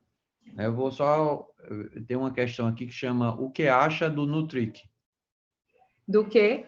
Nutric. Do Nutric, a triagem, né, da UTI. Veja, eu não sou muito fã da Nutric, porque se você olhar o Nutric Score, ele não tem nenhum parâmetro de avaliação do estado nutricional. Ele só usa parâmetros relacionados à doença e à gravidade do paciente na UTI. Então, quando você compara resultados do Nutric com outras triagens nutricionais, os resultados são bem diferentes, bem heterogêneos, porque justamente a triagem Nutric não considera nenhum parâmetro nutricional. Nem perda de peso, nem MC, enfim. Então, na minha prática, eu ainda sou mais adepta da NRS. Perfeito. Ângela, quer perguntar alguma coisa? Eu queria perguntar, já que o senhor falou até do Dr. Ferraz, né? Tem as perspectivas aí da imunonutrição e da cirurgia bariátrica. Tem um grupo espanhol, que é o grupo do Alberge, que eles vêm publicando aí desde 2016 a imunonutrição com os pacientes bariátricos. E aí, haja vista que você colocou também a obesidade sarcopênica já presente nos pacientes, né, ou seja, obesos. Os pacientes obesos são extremamente inflamados. Então, no seu conceito, na sua opinião, não sei se vocês usam no HC, queria saber também, e se você acredita também nessa perspectiva que é usar a imunonutrição realmente para esses pacientes, preparando até mesmo no pré-operatório já com a dieta líquida, e aí a gente já poder introduzir esse conceito de dieta imunomoduladora, já para essa redução de peso, por exemplo. Qual é o teu ponto de vista em relação a isso? Pronto, a gente realmente não usa para bariátrica a imunonutrição no HC, de fato não. A gente não tem ainda trabalhos fortes com essa indicação, mas eu acho que isso vai ser o futuro realmente, entendeu, Ângela? De fato, não faz parte dos nossos protocolos, e lá tem uma equipe forte de cirurgiões bariátricos. A gente não usa para o preparo pré-operatório, não, de fato, não é nosso protocolo. Mas eu acho que realmente esses estudos vão, com certeza, surgir. Com certeza. Obrigada, eu acredito também. Eu achei interessante, assim, do nosso dia a dia, né, de cirurgia. Você falou a respeito da importância dessa imunonutrição, não só no pré-operatório, mas como no pré e no pós-operatório, né? Então, eu confesso que, para mim, de certa forma, é até um alerta isso aí, né? Porque a gente sempre escuta falar No pré, né? no pré, né? Então, uma plateia aí que tem muito residente, estudante, eu acho que foi muito interessante você abordar isso. E num dos protocolos, você falou, se eu entendi errado, né, até para a gente poder, né, deixar isso bem racional, é que se não tiver no pré-operatório, que a gente faça no pós-operatório. Com certeza. Inclusive, isso são as últimas recomendações dos consensos europeus e do americano também. Então, se você não conseguiu fazer imunonutrição no pré, é super válido no pós-operatório reintroduzir precoce a dieta com imunonutrição. Eu não sei se você lembra, eu mostrei um slide só para falar dos benefícios no pós, que foi avaliado também nesse grande estudo da ASPEN. Isso é muito importante para a gente no nosso dia a dia, né? Porque a gente acaba chamando o paciente no ambulatório, interna 1, 2 dias antes, e aí não fez e também não faz depois, né? E isso aí também serve para o nosso paciente até do consultório. Com certeza. Um paciente, uma colecistite de urgência, num paciente desnutrido, uma obstrução intestinal, enfim, tem vários casos clínicos que a gente poderia tá falando aqui. E aí um ponto importante, até um alerta para os cirurgiões, é que muitas vezes, e para mim também, né, que muitas vezes a gente acaba no pós-operatório com essa ideia do acerto, de uma rapidez na evolução, de mandar logo para casa, de comer rápido, de tirar dreno, de nada de sonda.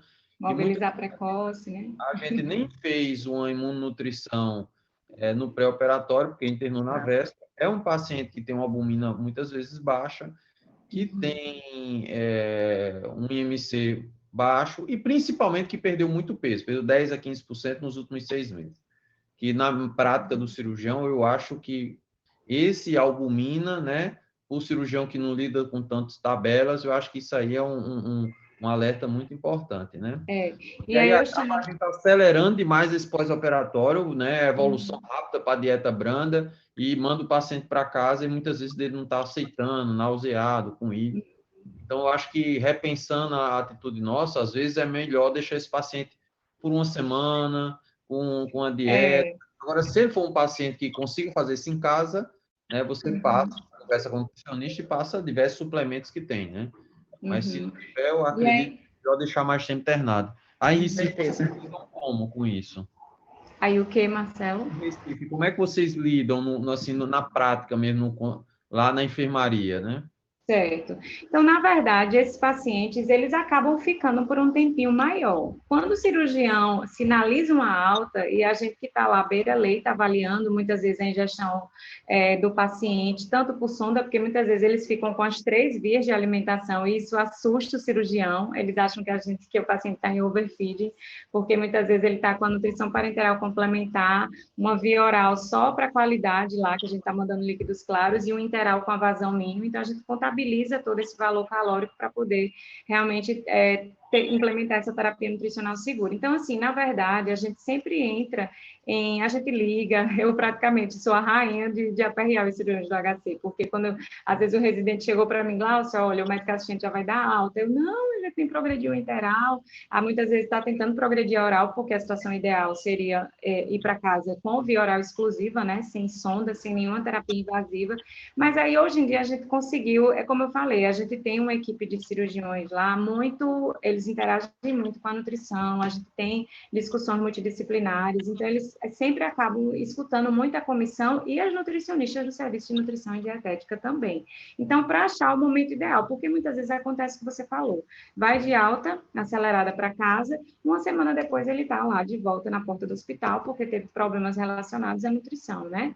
E aproveitando o teu gancho, Marcelo, que tu falou também sobre a albumina, a gente também sempre conscientiza os médicos assistentes, porque sempre a maioria dos cirurgiões acha que albumina baixa é desnutrição. A gente lembra que uma albumina na presença de uma PCR elevada, ela é uma proteína de fase aguda negativa, então ela vai cair. Então aquilo não reflete estado nutricional. Eu meio que na minha prática praticamente não uso a albumina para avaliar estado nutricional, porque a maioria dos meus pacientes estão inflamados. Então ela perde a fidedignidade dela, enfim, tem uma meia-vida longa de 21 dias, então eu acabo não utilizando como parâmetro de avaliação nutricional. Você pode utilizar como índice de prognóstico nutricional, porque aí realmente você vai ver se o desfecho dela vai ser melhor ou não. Mas, como eu falei, a gente sempre discute muito com a equipe, voltando à sua pergunta, a gente consegue liberar o paciente para casa com a terapia, muitas vezes, oral segura, quando não oral, interal, mas aí a gente tem um ambulatório lá na minha instituição só para acompanhar pacientes que saem com sonda nasogástrica e nasointeral. Então, eu atendo esses pacientes toda quarta-feira, são muitas vezes cirurgias que complicou e o paciente precisa passar um período com a sonda em casa. Então, a gente dá esse suporte também até a reabilitação para a via oral. Tá? Eu não posso passar muita realidade da via oral, porque lá no HC eu basicamente só trabalho com interal e parenteral, mas trabalho juntamente com as nutricionistas do serviço de nutrição. Essa informação que você, de certa forma, bloqueia algumas altas, já é uma informação super valiosa. Né? Eles escutam muito, noite. Então, outra informação que você... Outra informação interessante. Oi? Desculpa, doutor Marcelo, pode Outra Seria. informação interessante é o uso da parenteral periférica. Eu uso bastante. Aquele paciente que uma esofagectomia, que perdeu a sonda, é uma gastrectomia lá que está vomitando, uma duodeno-pancreatectomia. Ótimo. Então, eu faço ali 4, 7 dias. Se eu ver que realmente vai ficar mais tempo, aí a gente pega uma PICC line, né? Pega um acesso central. E é bem interessante. É um outro ponto que eu quero falar que eu quero perguntar, né, com um cirurgião, aquelas perguntas de cirurgião, né? Um paciente séptico, né, que está lá na UTI, PCR aumentada, trocando antibiótico toda hora, com lactato estourado, oligúrico, né? Ali já estamos passando a visita 2, 3 dias e aquela ansiedade por onde ele vai comer, né? Por onde ele vai comer. Nem sempre a gente tem a disponibilidade de passar uma sonda nasoteral, que às vezes é pós-operatório mais complicado e não foi deixado uma jejunostomia. Enfim, só tem a alternativa ou de deixar em jejum ou de fazer a parenteral. E aí você falou do TCL, falou da arginina, o problema de você estar fazendo essa parenteral de forma precoce, né? Mas assim, qual o limite para a gente assim, pensar na possibilidade de iniciar a parenteral ou enquanto ele estiver inflamado, infectado, com lactato ali de 3, né? Eu vi que você botou o limite de 3, né? Mas qual é o limite? Porque recentemente eu tive assim um paciente de bariátrica e foi assim 4 cirurgias em 8, 10 dias, né? Uma coisa uma em cima da outra. E todo dia que queria fazer a parenteral não dava espaço para fazer a parenteral. E o que eu acredito é que em 8, 10 dias de uma desnutrição do paciente já desnutrido, mata o paciente, né? Então, Marcelo, Tu tá entendendo a minha pergunta, né? entendi. É porque, assim, realmente uma situação, a situação, a ressuscitação cardiorrespiratória, circulatória, ressuscitação intestinal, ela é importante para iniciar qualquer tipo de terapia. De fato, se eu tenho um lactato superior a 3, que seja relacionado a essa má perfusão, a instabilidade, se eu implementar uma terapia parenteral para aquele paciente, muitas vezes ele pode cursar com um desfecho realmente muito negativo. E esses estudos, eles foram visualizados. Pacientes mais graves que receberam nutrição parenteral, elas tiveram altos índices de mortalidade. Só que muitas vezes eu trago essa discussão para o médico. Eu olho a gasometria do paciente, muitas vezes, olho os exames, a bioquímica, e vou compartilhar dessa indicação de parenteral. Mas, de fato, a gente tem essa restrição que é a instabilidade. Instabilidade hemodinâmica, eu não vou poder fazer, infelizmente, nenhum tipo de terapia nutricional, nem por sonda e nem por via parenteral. Mas eu não não é a minha opinião que vai findar o início ou não. Como eu falei, eu sempre trago para a discussão multidisciplinar, eu já trago até os valores, eu anoto tudo já quando vou discutir com os médicos assistentes, em relação à segurança de se iniciar a nutrição parenteral. Então, realmente, a estabilidade, Marcela, ela precisa ser esperada. Infelizmente, eu não tenho como te passar essa resposta. A gente tem que tratar a ansiedade de quem está tratando, né? Mas para que os residentes, os estudantes entendam que não fazer a parenteral precoce, por que não faz? Eu vou falar a minha linguagem, você me corrige, tá certo? Pode falar. Era isso que eu ia falar agora, mas... Você vai falar, vai ter nutrientes que vai estimular uma cascata inflamatória, exacerbar uma cascata inflamatória. Além do mais, a gente vai ter uma permeabilidade intestinal já sofrida, né, e aquilo ali pode acentuar uma translocação e exacerbação do processo inflamatório. É isso, né, Glaucio? É isso, basicamente é isso. Então, assim, para a terapia, especificamente para a UTI, para o paciente grave, a gente não recomenda nenhum tipo de formulação parenteral com TCL, principalmente na primeira semana de admissão. Estabilizou, vai usar parenteral a curto prazo, ele não vai ter grandes efeitos deletérios se eu usar uma formulação com 100% triglicerídeo de cadeia longa, que, na verdade, essas bolsas acabam entrando nas nossas instituições porque são as mais baratas. Mas aí a gente resolveu o problema na nossa instituição. No nosso termo, no nosso edital, na licitação, a gente colocou uma observação única, que só entrava no hospital bolsas com emulsões lipídicas mistas. Aí, ou seja, a partir da segunda geração de gordura, que aí eu já posso dividir, posso diminuir o TCL e colocar outro tipo de gordura. Aí entra, resolveu o problema. As bolsas 100% TCL não entraram. Não tenho nada contra a marca, a gente usa, inclusive, a marca que tem 100% TCL, mas com outro tipo de geração de gordura. Então, geralmente, a gente resolveu fácil. Vou deixar agora espaço para a Ângela e Nara, que eu já perguntei demais. Nara, tá por aí, Nara? Era só para já colocar no que o Marcelo tocou, Cláudia, para você explicar aos meninos também, porque do jeito que a gente contraindica, né, qualquer via para qualquer instabilidade, né, hemodinâmica, como você já muito bem relatou, a gente também tem uma situação que a gente indica nutrição parenteral precoce. Na verdade, para aquele paciente que não tem indicação, ele aumenta a mortalidade, né, que foi o que o estudo da EPANI que mostrou. Mas tem um perfil de paciente que a ASP, inclusive, reforça isso na diretriz, que é aquele paciente que tem um NR maior do que 5, né? Aquele de muito alto risco. Então, ele vai iniciar a terapia nutricional parenteral precoce, né? Ele não vai esperar aqueles 7 dias, né? Para ver. Isso aí é bem importante, porque quando a gente fala para o cirurgião, né? Às vezes eles estranham. Poxa, às vezes esse povo não quer iniciar parenteral nunca, e às vezes quer iniciar precocemente. Então, é bom que fique bem claro isso aí. A gente, no HU, a gente tem segue esse mesmo protocolo que você colocou, né? Das contraindicações, e o protocolo tem acesso é livre. Para todo mundo, quem quiser ver. Geralmente, Nara, como a...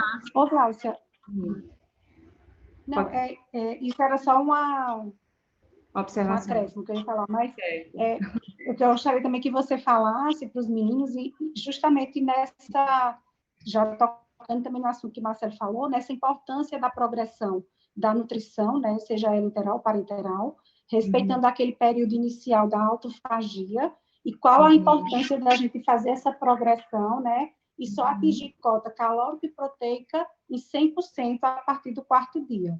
Eu gostaria que você explicasse para o pessoal, para reforçar. Certo.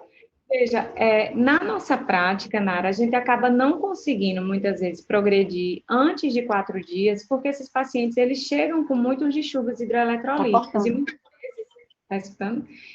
A gente não consegue, muitas vezes, fazer antes de 4 dias, porque esses pacientes, muitas vezes, chegam com alguns distúrbios hidroeletrolíticos que precisam ser repostos, né, pelo médico assistente, antes da gente progredir.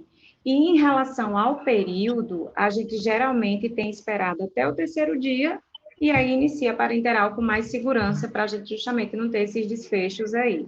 E aí eu fico muito amarrada à progressão, eu nunca gosto de citar que eu consigo em 3 dias, que eu consigo em 2 dias. Quando eu falo de enfermaria, tudo bem, a gente consegue essa progressão mais rápida, mas quando eu não falo de enfermaria, eu estou falando de terapia intensiva, então muitas vezes essa progressão ela pode ser bem postergada mesmo, né?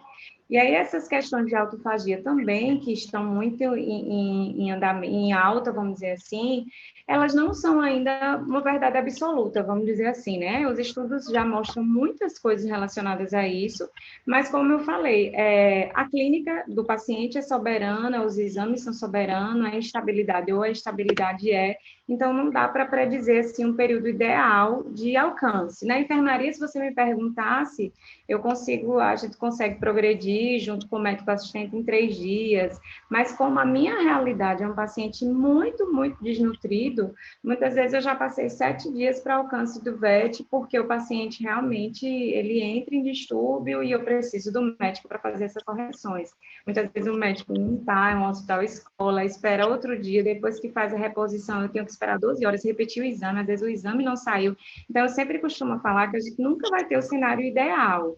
E aí a gente tem que adaptar isso para a segurança do paciente, entendeu, Nara? Basicamente isso. Isso. Certo, exatamente.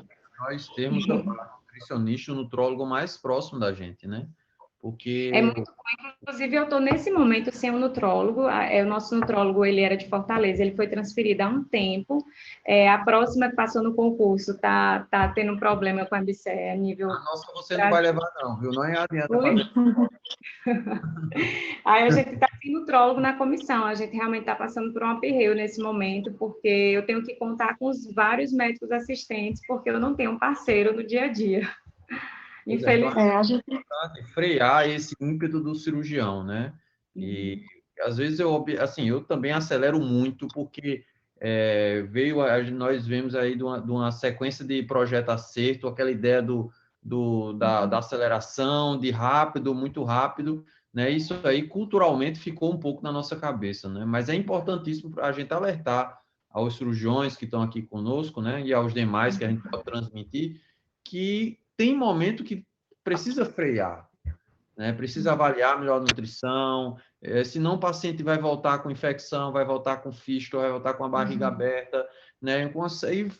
E que o gestor também entenda que não ter a nutrição é aumentar o custo do hospital. Você vai ter mais infecção, mais problemas. Então, investir num preparo pré-operatório, investir num pós-operatório, né? Muitas vezes falar com a família, dizer, olha, vamos investir aqui, comprar, né? Às vezes não tem o melhor do produto, mas tem um produto ali mais básico que é melhor do que ficar só dependente do padrão alimentar dos pacientes, né? Assim, quando a gente diz, não, você coma direitinho, coma fruta, verdura, coma isso, coma aquilo, mas na prática mesmo, eu queria fazer um trabalho e entender o que eles comem. Eu acredito que eles não comem nada, entendeu? Ou comem, deve ser uma loucura a comida. Eu imagino isso, entendeu? Então, acho que a gente tem de se atentar a isso aí no pós-operatório, entendeu? Essa parte do aconselhamento dietético, nutricional, ela é muito importante, né? Seja na comunidade, em casa, seja no hospital também. Só que acaba que a gente acaba admitindo esses pacientes recebendo na unidade hospitalar, e aí a gente tem como implementar uma nutrição mais individualizada, com aconselhamento dietético, só quando eles realmente chegam para a cirurgia. Então, a gente fica naquele espacinho para tentar melhorar o estado nutricional, adequar as preferências, aversões, enfim. Eu não posso nem falar muito de oral, porque eu sou uma nutricionista que hoje em dia praticamente eu só trabalho com suporte nutricional, mas a gente tem um time muito forte de especialistas que trabalham com via oral e elas desempenham um papel muito importante também, para o cirurgião, principalmente. Então, eu trabalho muito. Fala, Nara. Fala para os meninos também. Outra coisa, é porque assim, eu estou falando dos pontos que eu vejo com muita frequência, certo? Fala para os meninos também a relação, porque às vezes o pessoal acha estranho quando a gente chega com um paciente que está consciente, orientado, ele está comendo, só que ele não está atingindo a cota calórica que a gente programou, né? Então, por exemplo, a ESP, né, se o paciente não atinge 50% do paciente cirúrgico em 7 dias, ele vai iniciar a dieta interal, né? Então, às vezes parece, e algumas outras diretrizes abaixo de 60%, né? Nem 50%, né? Então, você falou isso muito bem na aula, e é uma coisa que a gente pratica bastante, né? Assim, a gente chegou, o paciente tem uma ingesta inadequada, e às vezes é muito comum o paciente passar dias e dias, né? Ali e não otimiza essa oferta. Exatamente. Isso é uma grande dificuldade, Nara, porque muitos médicos ainda têm esse estigma que a sonda é muito invasiva, que a nutrição parenteral vai levar o paciente ao óbito, que ele vai pegar uma infecção de catéter, só que eu acho que a gente tem que, nosso trabalho é esse, né? Desmistificar essa terapia. Educação.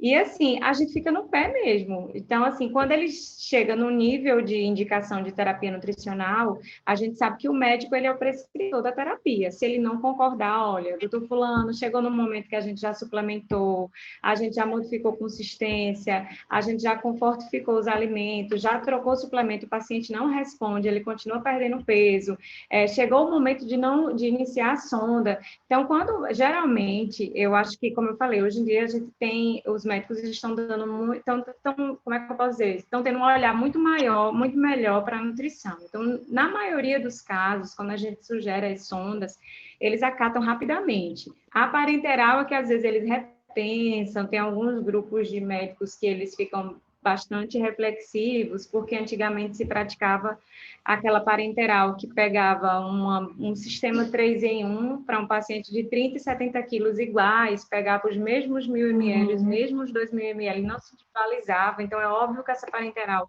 ela ia complicar, e aí às vezes, não, o nosso paciente está tão bonzinho, vai passar sonda, vai cursar com sinusite, vai ter otite, vai ter infecção, então é um desafio também, mas na minha prática, como a gente tem uma comissão bem atuante, um serviço também bem atuante, atuante, então eles acabam acatando. Um ou outro que, de fato, não, a gente vai esperar um pouco mais, mas aí o que a gente faz? É como eu oriento os meus residentes, Nara, registrar. Registre que você está assistente, um tipo de terapia mista, combinada, porque lá na frente, muitas vezes, o médico vai chegar, cadê o nutricionista, cadê o nutrólogo que passou esse tempo todo e não viu que esse paciente estava definhando, e aí você se resguarda. Então, a gente tem que respeitar a opinião dos diversos profissionais, mas eu acho que a gente precisa se resguardar também, né? E não pode perder esse timing, que é justamente para melhorar o paciente, né? Mas a gente sempre fala.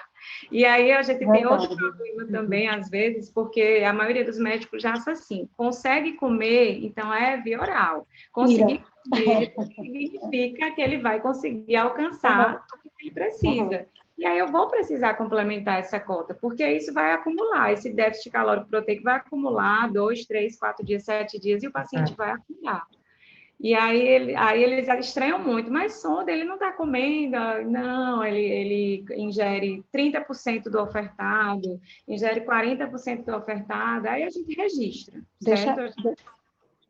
Deixa eu te explicar por quê, para você, assim, nossa visão médica, porque é limitada, né? Porque na Faculdade de Medicina, a nutrologia é uma especialidade nova, então não tem ensino de nutrologia. Então, acaba que o pessoal não tem formação nenhuma nessa parte, né, principalmente hospitalar, vamos assim dizer, porque eu não falo nem da ambulatorial, essa visão mais limitada é por causa disso, que ainda continua, né? A maioria das escolas de medicina não tem cadeira de nutrologia. E agrega, outra coisa. Cirurgião, né? Oi, Marcelo. E agrega as culturas dos cirurgiões, né? Ah, sim. Eu acho que mas aí é nosso papel, né? Discutir e chegar no consenso. Mas eu acho cirurgia um público já diferenciado. Cirurgião não tem medo de ser não. É só parenteral. Nem todos, viu? Nem todos, né? Os de hospital escola. Hospital escola, a gente não tem muito trabalho, mas eu trabalho num hospital aqui estadual que eu tenho bastante trabalho. É mesmo, Nara. Boa, iniciar o NPT. Marcelo que não dá trabalho, né, Marcelo? Outra coisa, Cláudia. Não, mas é assim, eu vou falar uma coisa. Caiu um monte de ficha aí para mim, viu? A gente tá só dando uns insights, né, Nara? Caiu um monte de ficha para mim e espero para os residentes também, né? De certa forma, eu acho que essa hora não é porque estamos na sua frente, mas muitas vezes é mais importante do que estar entrando em 50 vesículas, em fazendo 100 hérnias, entrando em 1000 cirurgia de trauma, porque isso aí é que vai definir a ele se ele vai ter um sucesso na cirurgia ou não, né? E no HU, né, no hospital universitário, muitas vezes nós somos protegidos, porque tantas pessoas ao redor do paciente, mas quando estamos aí sozinho com o paciente na vida fora, é complicado, porque é papel do cirurgião identificar aquele paciente que não dá para dar alta, que dá alta, e a gente se vira, passa nutriente e não toma, e reinterna 3, 4 vezes. Então, é um conflito grande. E quando a gente lida com paciente pós-bariátrico, aí complicou mais ainda, né? Então, eu, particularmente, eu não trabalho com cirurgia bariátrica. Realmente, a comissão, às vezes, tem um paciente, assim, a cada 2 anos.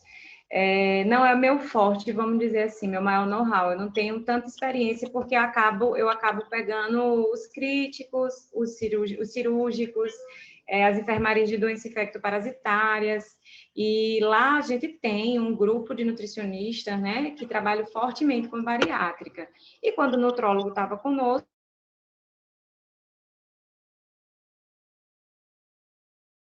voltou a ficar sem o profissional, e a gente está esperando, aguardando, enfim, para a equipe terminar, ficar completa, né? Quando o cirurgião ele fala de nutrição parenteral, a cena que vem para a gente é aquele paciente com a fístula, né? Vazando secreção entérica pela barriga.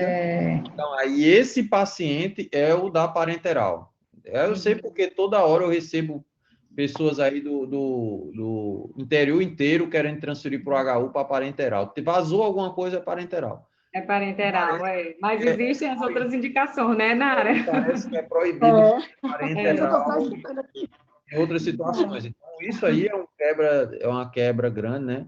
Inclusive, internamos aí um paciente, né, depois eu não sei se os meninos já passaram esse caso, Nara, um paciente com uma fístula do sigmoide para a bexiga, muito possivelmente uma diverticulite complicada. O paciente, um distúrbio nutricional vitamínico gravíssimo, entendeu? Então, é um paciente que não tem um perfil para uma cirurgia se a gente não fizer um suporte nutricional pré e no pós não vai adiantar nem estar correndo, porque não vai conseguir fazer em casa, né? E a gente vai precisar estar suplementando pela sua aula aí pelo menos uns 7 dias, 7 a 10 dias no pós, né? E se ele não tiver comendo, de estender ilho, a partir do 5º dia pensar já em um acesso central e fazer nutrição parenteral. Eu acho que essa aí foi a mensagem. Eu acho que essa aí foi a mensagem para o cirurgião, é esse guideline aí, viu? Ele é muito bom. Vou mandar para vocês. O ESP, e surgiu... Não, eu acho que é isso mesmo, né? Eu não estou muito errado, não. Eu acho que é isso mesmo, né? E tem um novo também, que foi, como eu falei, não tem nenhum mês, que são cuidados nutricionais perioperatórios. Foi um grupo, né, do ESPEN que publicou agora em 2020. O 2017 ainda é melhor, eu ainda acho mais completo, mas esse de 2020 é muito rico também. Nara, vamos estar fazendo as considerações finais. Bora lá. Vamos fazer senão a Glaucia aí vai ficar brava, que a gente sequestrou ela aí. Tá cortando, né? Realmente, a gente tem que terminar. Pois. Estão me ouvindo? Perfeito. Sim. Eu agradeço, né, a Glaucia, a Marcelo e a Ângela, né, pela oportunidade da gente discutir, porque sempre é muito bom, eu acho que enriquece, e só quem ganha é o paciente, né? E aí fica a mensagem, não só que a cirurgia é extremamente importante, assim como todos os cuidados, né? Inclusive, não só a nutrição, mas a questão da fisioterapia, que a gente tem que lembrar, motora, respiratória, tanto antes como depois.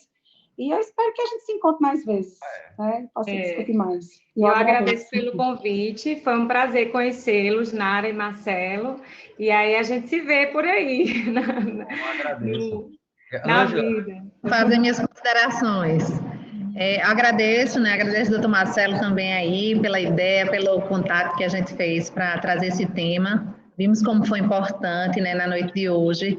E queria deixar, assim, a mensagem. Temos bons cirurgiões, boas técnicas, né? Já estamos na era da robótica, mas às vezes, doutor Marcelo, né? E cirurgiões, futuros cirurgiões aí, a gente tropeça numa pedrinha. Não é no pedregulho que a gente tropeça, né? Mas às vezes numa pedrinha. E eu falando dessa pedrinha porque a gente pode considerar muitas vezes a nutrição como uma pedrinha. E aí a gente viu quanto é fundamental a importância da nutrição, né, no paciente cirúrgico.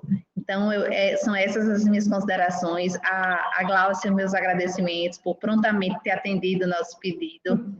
Eu deixo para você também assim, um grande abraço. Obrigada, Ângela, viu? Obrigada mesmo. Não, eu queria agradecer a Nara pela presença. Nara, foi perfeita, foi ótima as suas considerações. A Ângela pela disponibilidade de chamar a Glaucia. Glaucia, eu não tenho nem palavras para agradecer. Eu agradecer mais a quantidade de informações que ela nos trouxe, até mais do que a presença dela. Foi fantástica o nível que ela fez para a gente. Mas nós ficamos encantados com a sua aula, foi maravilhosa. Obrigada, Marcelo. Parabéns pelo seu nível, né, que a gente nota que realmente é diferenciado. Tá certo? Obrigada, eu agradeço a todos vocês e vamos nos ajudar, dividir experiências, viu? Estamos aí, tá bom? E as portas estão abertas aqui, viu? Tá. Como eu falei, eu participei de um simpósio aí, que eu acho que foi a comissão de terapia em 2017, se eu não me engano. Foi o primeiro simpósio de terapia nutricional de alta complexidade. Também foi uma honra participar desse evento. Bom, então, eu queria agradecer a todo mundo que esteve aqui presente na noite de hoje, maravilhosa, e vamos marcar as próximas, tá? Se você marcaremos. tem no YouTube, temos lá o canal, né, da cirurgia do HU, e a gente sempre salva as lives lá, né? Se você nos permitir, a gente vai deixar salva, certo? E a gente serve para os residentes verem, para a gente estar passando para outros e para os estudantes, né? Porque, sem dúvida, né? Às vezes a gente quer estudar, perder muito tempo com outras coisas, mas uma live dessa de 1h30 é um livro que você leu, né? Então, foi maravilhoso. Verdade. Tá Tchau certo. a todos. Tchau. Obrigado. Tchau, Obrigada. Deixa eu estar acabando, gente. Até mais. Tchau. Tchau, Nara. Tchau, Nara. Também. tchau.